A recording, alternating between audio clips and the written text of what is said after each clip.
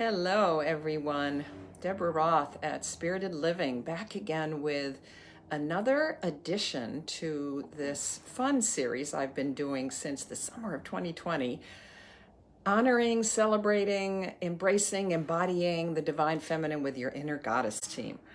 So, there are so many ways to talk about the divine feminine, and one of the ways that I've chosen to do that is through these videos, because that energy of compassion and empathy and honoring our intuition, honoring our connection to our bodies and to nature, to the earth, all of that represents the divine feminine, and our world is so in need of all of those qualities, all of that energy right now.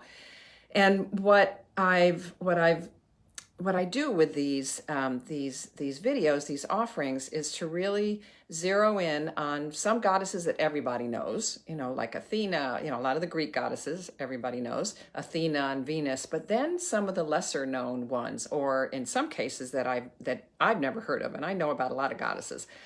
And one of the ones, the one that I'm doing today is actually, and I want to show it to you, and I will put it in my the write-up that I do on YouTube, the description that I do on YouTube. All of my Instagram and Facebook lives, these Inner Goddess Team videos end up on my YouTube channel.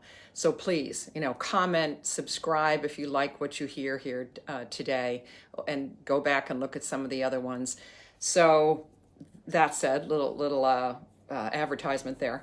So this book, I don't know if it comes through the right way or not, but it's called The Divine Coloring Book, and it's put together by Christine Joy Amagan Ferrer, I guess is how you pronounce it. And it's inspired by folklore and spirituality from the Philippines, from Haiti, and from Brazil. And so those aren't generally places that I know goddesses from. Some I do. Some are very, again, well known in those. Yamaya, some of the Yoruban goddesses from Brazil, but there's a lot, just so much rich symbolism and mythology coming out of all of those cultures as well, of course. So the one that I've chosen today is, where's my picture of her? There she is Jaci. She is, get her up there so you can see her. She is the Brazilian goddess. She's a Brazilian moon goddess. She represents the moon. Also represents reproduction. She's the protector of love, and therefore often associated with that, reproduction of animals, of moonlight.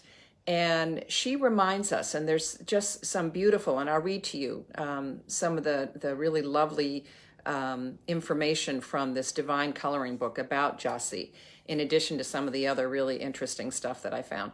She reminds us to honor all the phases that we go through, like the moon does, and to remember, like the full moon, that we are full and complete as well. Now, that's particularly significant this week because the full moon in Gemini, Sag, is where the sun is. Full moon in Gemini was actually yesterday on December 7th. And I did my full moon meditation. You can see more about that on my Facebook page. And let me know if you missed the meditation. I'm happy to send you the link. You can learn more about the full moon telemeditations, my new moon circles, both virtual and live, on my website. So, but all of this, particularly, and I love it and it's obviously why I picked Jaci a couple weeks ago, because she is a moon goddess. So it's perfect that we celebrate this sense of being full and complete, which one of the many things that she represents. Now, her mythology, like so many that I kind of dive into, has a couple different variations, couple different versions.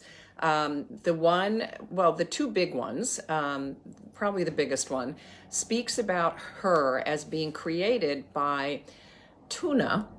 I think that's his name, Tupã, who is the goddess of, or the god of thunder. But in some places, it looks like he's not actually a god, but more a representation of thunder. However that may be. Tupã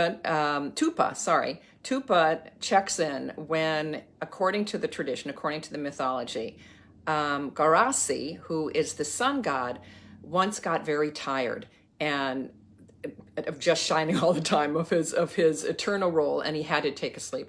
He had to go to sleep. So he closed his eyes, but of course, when he did that, the whole earth descended into darkness. Now, Tupã took, he's in some versions of the myth, he is an ultimate creator god. In other ones, he's kind of a, I don't know, maybe not lower level, but he is this representation of thunder. As a creator god, he connects, he produces the earth and all the animals and the cosmos and everything else. But in this myth with Guaraci and with Jaci, so Tupã takes pity on Guaraci when he closes his eyes, and he creates Jaci, the moon, to illuminate the night and bring softness and charm to the world. Jaci was a goddess that was so beautiful. Then when Guaraci woke up, he was awakened by her light, by her beautiful moonlight, and he instantly fell in love with her. And so, enchanted, he went back to sleep so that he could see her again. But the problem was that when he opened up his eyes to see her, it was too much for her.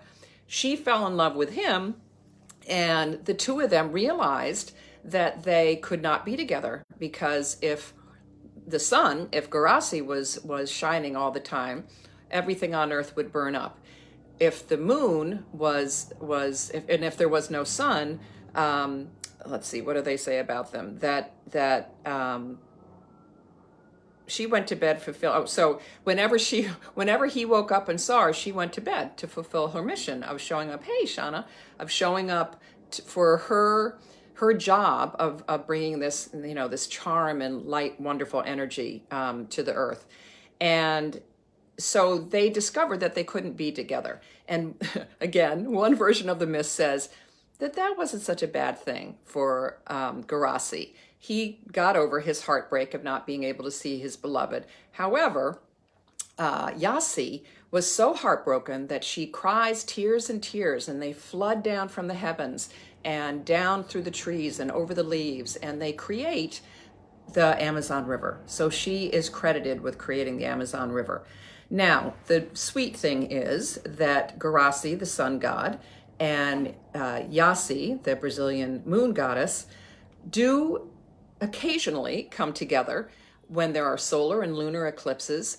And they also, Tupã, who created this whole interaction between the two of them, Guaraci asked him to figure out a way for them to occasionally see each other. So Guaraci created love, which then brings this balance, this masculine feminine balance. Isn't that beautiful? And that energy, both Guaraci, the sun, and Jaci, the moon, can share at dawn, when you see the sun coming up at the same time that the moon can be a little sliver in the sky.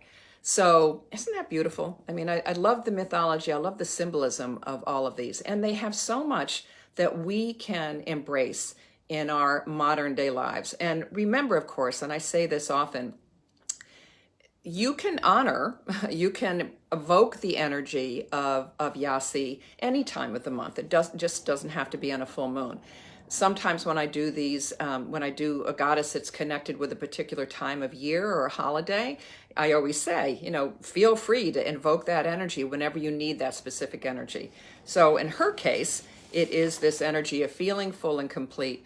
A piece that I loved from this divine coloring book that I showed you, and I will put information about that in the YouTube description.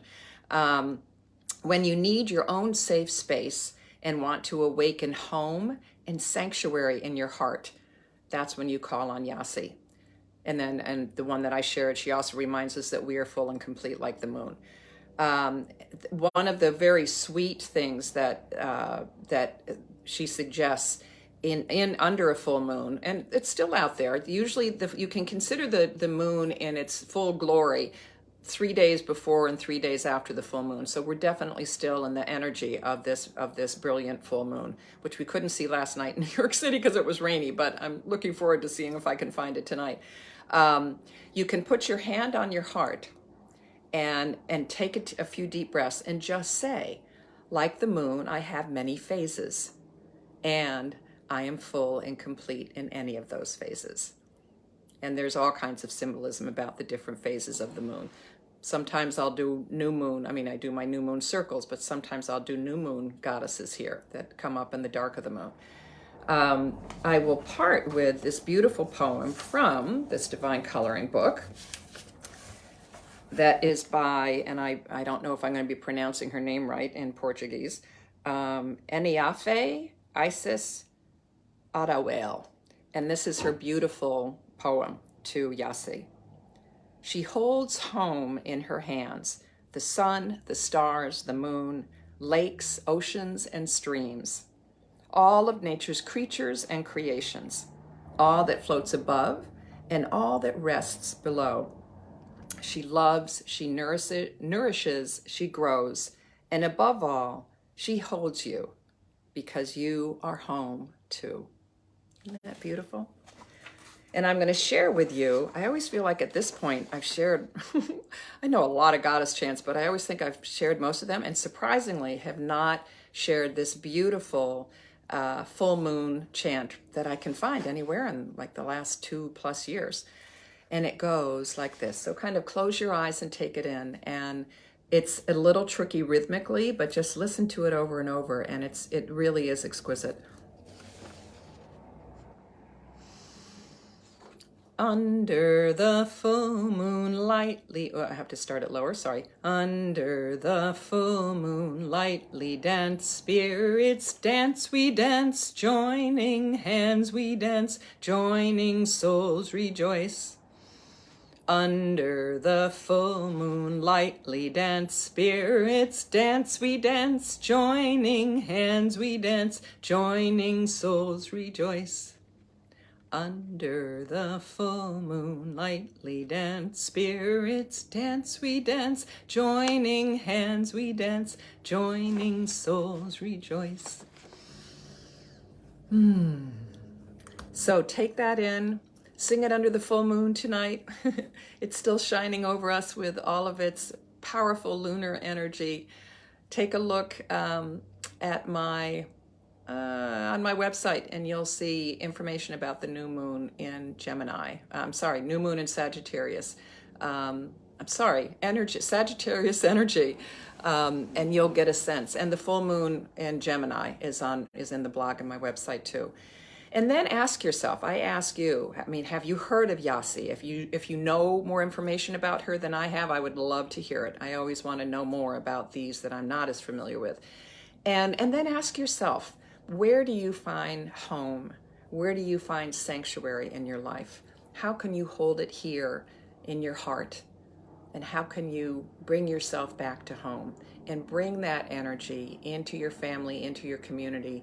And ultimately, what I always think we're doing here is bringing that notion of sanctuary back into the world as well. Thanks so much for joining me, and I will look forward to seeing you next time. Bye for now. Namaste.